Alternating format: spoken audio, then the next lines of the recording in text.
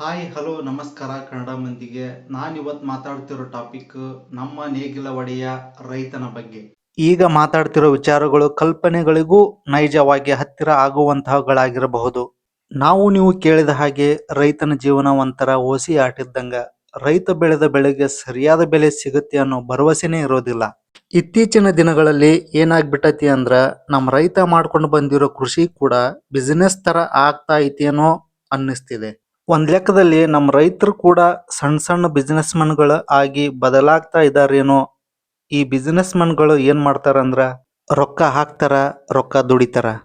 ಆದ್ರ ಆ ರೊಕ್ಕದಿಂದ ಹೊಟ್ಟೆ ತುಂಬಿಸ್ಕೊಳಕ ಅಕ್ಕತಿನವ್ರಿಗೆ ಆಗೋಲ್ಲ. ಹಂಗ ನಮ್ಮ ರೈತರು ಕೂಡ ರೊಕ್ಕ ಹಾಕಿ ವಾಣಿಜ್ಯ ಬೆಳೆ ಬೆಳಿತಾರ. ಸರಿಯಾದ ಬೆಲೆ ಸಿಗ್ಲಾರ್ದ ಏಜೆಂಟ್ಗಳು ಕೊಟ್ಟಷ್ಟು ರೊಕ್ಕ ಇಸ್ಕೊಂಡ್ ಬರ್ತಾರ. 2G 3G 4G 5G ಎಷ್ಟೇ ಜಿಗಳು ಬಂದ್ರು ಗಂಜಿ ಕೈಯಾಗ ಬರ್ಬೇಕಂದ್ರ ನಮ್ಮ ರೈತನ ಬೇಕ. ಆದ್ರೆ ಏನ್ ಮಾಡೋದು, ಇತ್ತೀಚಿನ ದಿನದಿಂದ ಆ ಗಂಜಿನ ನಮ್ಮ ರೈತರು ಕೂಡ ಮರಿತಾ ಇದಾರ. ಯಾರು ಅರಿಯದ ನೇಗಿಲ್ಲ ಯೋಗಿಯ ಲೋಕಕ್ಕೆ ಅನ್ನವ ನೀಯುವನೋ. ಹೆಸರನ್ನು ಬಯಸದೆ ಅತಿ ಸುಖ ಕೆಲಸದೆ ದುಡಿವನು ಗೌರವಗಾಶಿಸದೆ. ಒಬ್ಬ ರೈತ ಏನ್ ಮಾಡಿದ ಅಂದ್ರೆ ಸಾಲ ಮಾಡಿ ಬಿತ್ತನೆ ಮಾಡಿದ್ದ. ಯಾಕಂದ್ರೆ ಮುಂದೆ ಬರೋ ಬೆಳೆಯಿಂದ ಮಾಡಿರೋ ಸಾಲ ತೀರ್ಸಿ ಕೈಯಾಗ ಒಂದಿಷ್ಟು ರೊಕ್ಕ ಹಿಡ್ಕೊಂಡ್ರಾಯ್ತು ಅಂತ.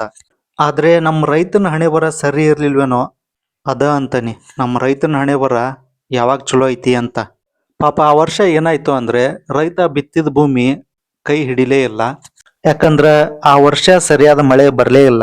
ನೀರು ಕಾಣದ ಮೊಳಕೆ ಒಡೆದ ಎದ್ದು ನಿಂತಿದ್ದ ಬೆಳೆ ಹಾಳಾಗ್ಬಿಡ್ತು.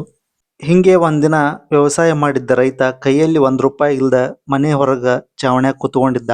ಒಳಗಡೆಯಿಂದ ಮಗ ಮಗಳು ಇಬ್ರು ಓಡಿ ಬಂದು, ಅಪ್ಪ ಅಪ್ಪ ಅಂಗಡಿಗೆ ಹೋಗಿ ಪಲ್ಯ ಮಾಡಕ ಕಾಳು ತರ್ಬೇಕಂತ ಹೇಳ್ತಾರ.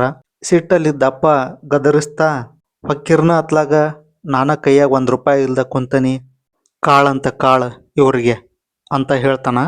ತಕ್ಷಣ ಅದೇ ಟೈಮ್ಗೆ ರೈತನ ಹೆಂಡತಿ ಬಂದು, ಆ ಮಕ್ಕಳು ಯಾಕೆ ಬೈತೀರಿ, ಕಾಳು ತಿನ್ನದ ಇನ್ನೇನು ಕಲ್ಲು ತಿನ್ನಬೇಕನ ಅಂತ ರೈತನ ಹೆಂಡತಿ ಸಿಟ್ಟಲ್ಲೇ ಮಾತಾಡ್ತಾಳ.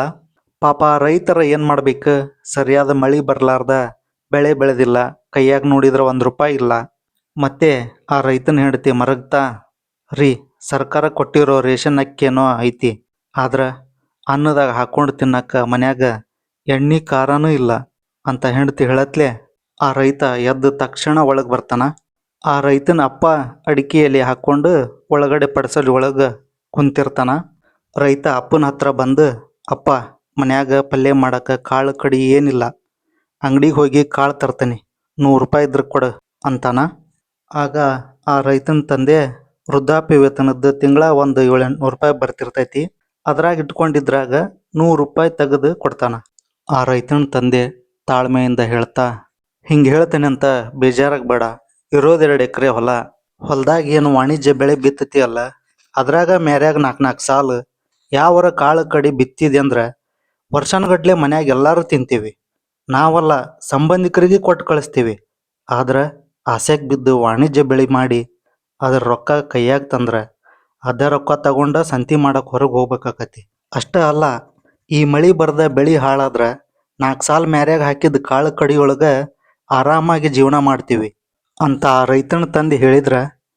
ಆದ್ರ ಆ ರೈತ ಹಾ ನಿನ್ ಕೊಡೇನಂತ ಹೇಳ್ತಾ ಇಸ್ಕೊಂಡಿರೋ ₹100 ತಗೊಂಡು ಅಂಗಡಿ ಕಡೆ ಹೋಗ್ತಾನ. ಹಂಗ ನೊಂದೊಂದು ಮಾತು, ಮಣ್ಣಲ್ಲಿ ಸಿಗೋ ಚಿನ್ನಕ್ಕೆ ಬೆಲೆ ಜಾಸ್ತಿನೇ ಇರ್ಬೋದು, ಆದ್ರೆ ಅದೇ ಮಣ್ಣಲ್ಲಿ ಬೆಳೆದಿರೋ ಅನ್ನ ನಮ್ಗೆ ಸಿಗ್ಬೇಕಂದ್ರೆ ಚಿನ್ನಕ್ಕೆ ಆಸೆ ಪಡದೆ ಕೈನ ಕೆಸರು ಮಾಡ್ಕೊಂಡು ದುಡಿಯೋ ಆ ರೈತನಿಗೆ ಬೆಲೆ ಸಿಕ್ಕಾಗ ಮಾತ್ರ. ಈ ವಿಡಿಯೋ ನಿಮ್ಗೆ ಇಷ್ಟ ಏನಾರ ಆಗಿತ್ತಂದ್ರ ದಯವಿಟ್ಟು ಸಬ್ಸ್ಕ್ರೈಬ್ ಮಾಡ್ರಿ, ಹಂಗ ಸಪೋರ್ಟ್ ಕೂಡ ಮಾಡ್ರಿ.